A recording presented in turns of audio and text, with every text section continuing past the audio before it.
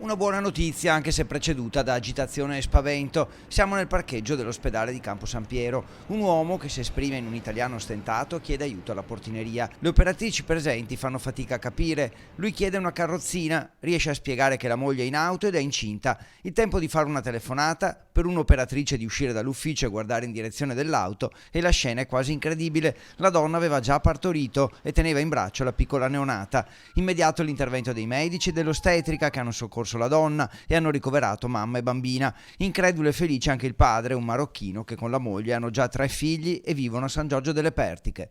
Una notizia davvero bella, una notizia che ci allieta davvero questa giornata, la vita comunque che continua ed è veramente bello e felice apprendere appunto della nascita di questa bambina a cui vanno i complimenti per la fretta che ha avuto ma soprattutto le felicitazioni a mamma, papà, ai fratellini da parte di tutta la comunità di San Giorgio delle Pertiche, felice appunto per questa insolita nascita così frettolosa. La bimba e la madre stanno bene, sono state ricoverate per precauzione nel reparto di ostetricia.